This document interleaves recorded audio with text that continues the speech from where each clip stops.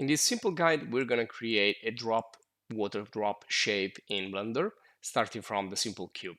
So there are like few steps to do, and then we can also add the material to do a quick rendering. And this can be used for jewelry design or any type of similar rendering. So what I'll do here is just go in the modifiers and add a subdivision modifier. So when you use a cube and then you apply the subdivision surface modifier, this becomes like a little ball. So we increase a little bit the quality here, not too much, 4 is going to be fair enough. And then we turn this into something smoother. We can see the faces here now. So right click and do shade smooth, so it becomes nice and smooth. And so from this we can model our drop shape. So we're gonna go into edit mode, and we're gonna do what is called a edge loop modeling. So we're gonna add some loops. Now starting from this shape, if I go into extrusion, so extrude region, and we cannot use it with the point, so we need to use either the edges or the face, but in this case it's better to use the face.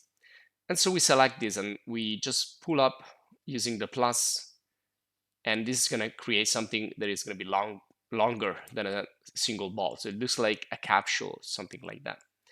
And now we need to modify the shape of this top part. So we're going to use the scale tool on the left side, and I'm going to use the blue square. So I'm going to make this small, and we can have the drop right away. So this is just now a matter of how you want this to be. If you want like to do some more development on this. So if we extrude again, we can also have like something that is longer, like a longer drop. Even we can well, in this case I would, instead of extruding, which something I can still do, I can just push this with the move tool. I can push this up until I get the shape I want. Now also I can work with these other edges. So instead of using the faces, I'm going to select the edges. So select edge mode. And when you're working with edge loop modeling, you can work with an entire loop.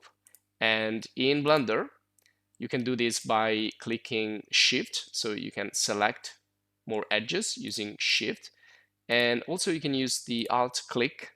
This is a quicker way you can select a loop. And once you have a loop, then you can define like a different shape. So you can see how everything turns when you like manage the various edge loops. So everything is about where you position those lines, and the resulting shape will be according to that. Now I want to show you an extra thing. So let's assume I take this, Control C, Control V, and I move this like right here. And let me just model something else from this shape.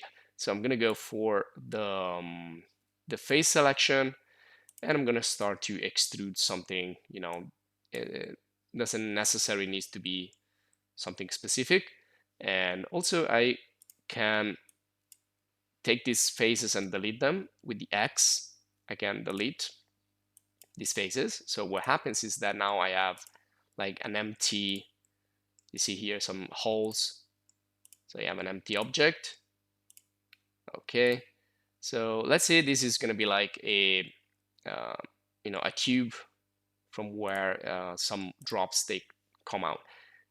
I'm also going to select these edges right here.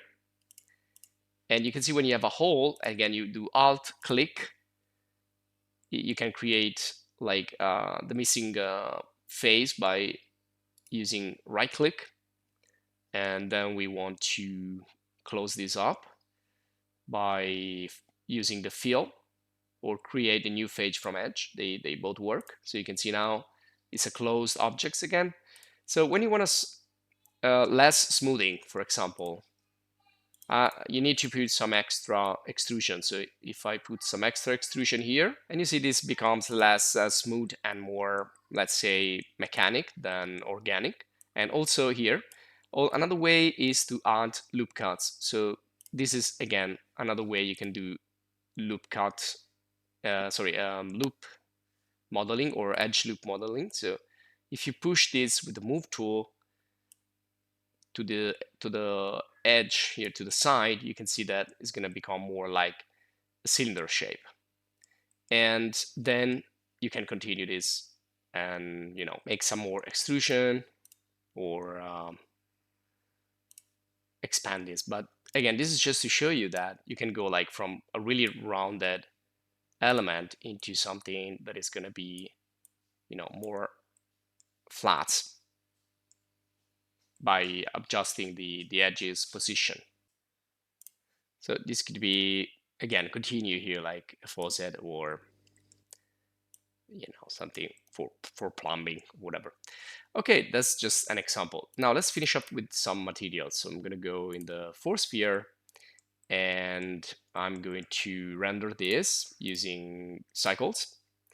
And to add like some nice material here, we want to add some material libraries. So we're going to go to edit preferences and we're going to go to get extensions, check for library and get these material libraries installed. And once they are installed, they're going to be found down here. So we can select library sample materials. And here we can find some basic glass if we want to create something like with glass or other type of glass like jewelry and others. So let's add this. So apply to select it. And then here, I don't know if this is transparent, doesn't look like it's transparent. And here we can like find some metallic paint or something like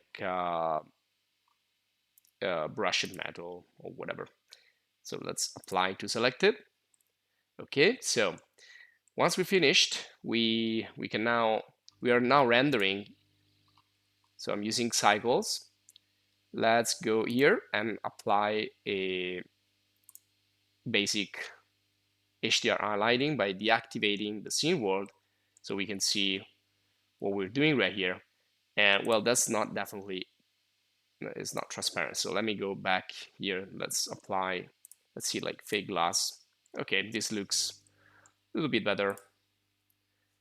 And we can also change this and right click and make shade auto smooth.